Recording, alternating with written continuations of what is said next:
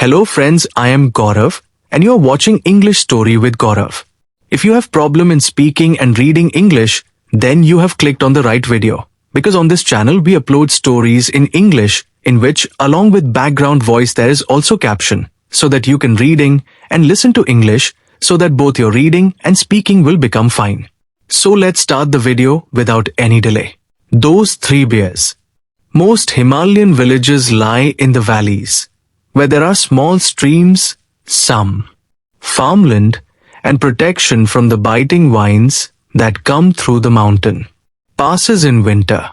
The houses are usually made of large stones and have sloping slate roofs so the heavy monsoon rain can run off easily. During the sunny autumn months, the roofs are often covered with pumpkins left there to ripen in the sun. One October night, when I was sleeping at a friend's house in a village in these hills, I was awakened by a rumbling and thumping on the roof. I woke my friend and asked him what was happening. "It's only a bear," he said. "Is it trying to get in?" "No, it's after the pumpkins."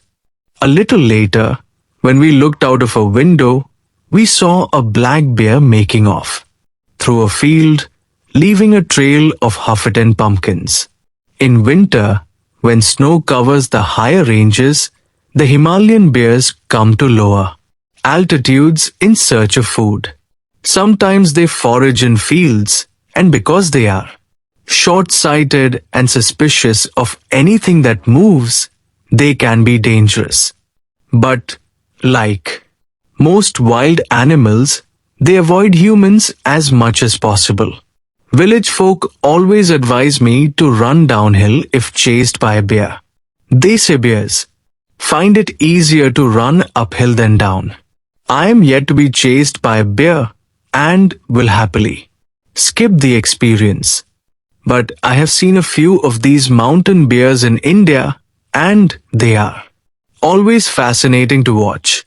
Himalayan bears enjoy pumpkins, corn, plums, and apricots. Once, while I was sitting in an oak tree hoping to see a pair of pine martens that lived nearby, I heard the whining grumble of a bear, and presently a small bear ambled into the clearing beneath the tree. He was little more than a cub, and I was not alarmed. I sat very still, waiting to see what he would do. He put his nose to the ground and sniffed his way along until he came to a large anthill.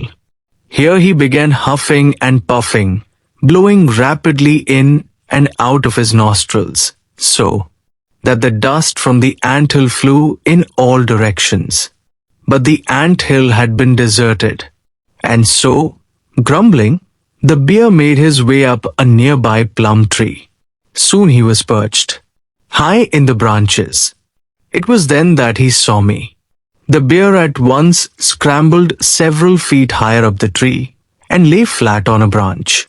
Since it wasn't a very big branch, there was a lot of bear showing on either side. He tucked his head behind another branch. He could no longer see me, so he apparently was satisfied that he was hidden, although he couldn't help grumbling.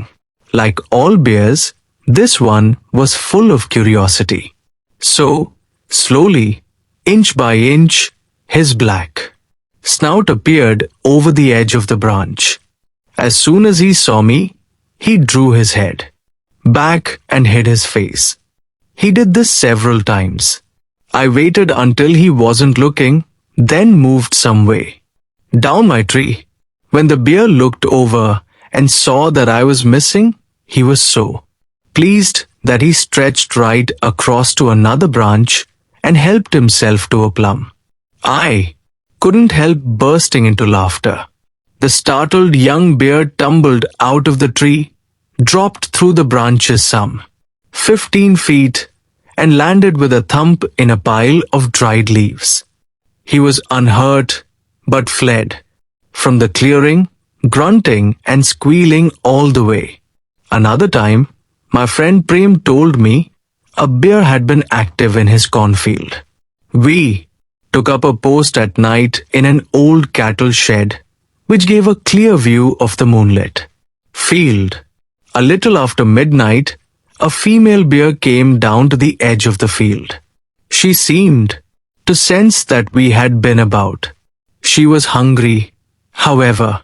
So, after standing on her hind legs and peering around to make sure the field was empty, she came cautiously out of the forest.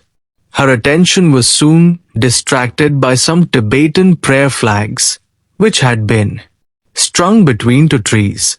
She gave a grunt of disapproval and began to back away. But the fluttering of the flags was a puzzle that she wanted to solve. So she stopped and watched them. Soon the bear advanced to within a few feet of the flags, examining them from various angles. Then, seeing that they posed no danger, she went right up to the flags and pulled them down. Grunting with apparent satisfaction, she moved into the field of corn. Prem had decided that he didn't want to lose any more of his crop, so he started shouting. His children woke up and soon came running from the house, banging on empty kerosene tins. Deprived of her dinner, the bear made off in a bad temper. She ran downhill at a good speed, and I was glad that I was not in her way. Uphill or downhill, an angry bear is best given a very wide path. So friends, how did you like this video? Let us know your thoughts in the comment section below. If you enjoyed the video, don't forget to hit the like button and subscribe to our channel for more amazing content. Thank you for watching.